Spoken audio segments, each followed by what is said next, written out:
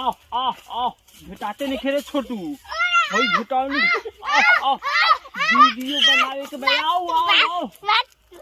ये तो बहुत दूर बारे बाबू कैसे घटाई आओते नहीं खे क्या कोडी और रुक रुक अब ये दिमाग में आई गन तो लगा ये के खोले के बा नीचे आ जाई आए रुक रुक रुक रुक खोलो आगे नीचे आवता ओ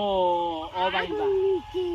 तो अब हमनी के सिनेमा ना लौकी है करा में से अब क्या करिया अरे एगो है खुला हे करो के नीचे को दे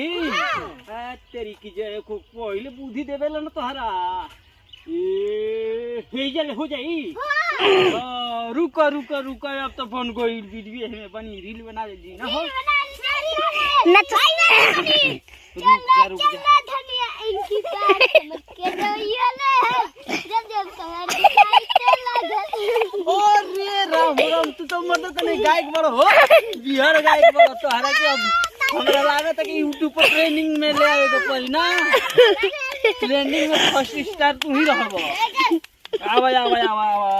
अरे मदद नहीं हम ना जाने कि हमारे घर इतना सुपर स्टार गायक बनल हो अरे मर देता नहीं ये नहीं आवा मर देता नहीं अरे सुपर स्टार गायक अरे मर देता नहीं हमार हई देखो तेरी मदे हमर सुपर स्टार है गायक बाड़न हो हई देखो मर देता नहीं ए मर देता नहीं अब ल जाइबा त काम ना चली सुनो यही तरह ना वायरल होखबा आ त वीडियो बनी आ फर्स्ट क्लास है न त मर दे अरे हई लोग को ऊपर है क्या गायक अरे मर देता नहीं गुलाबी लगा के को हई लड़की के चलेगा रे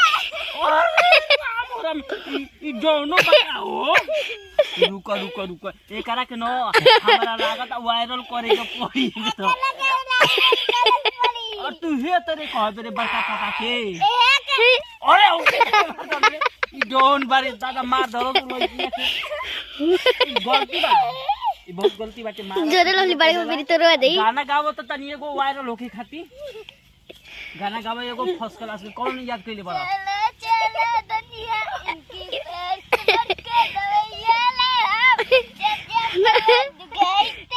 अरे राम बस करो अब तू वायरल हो गइल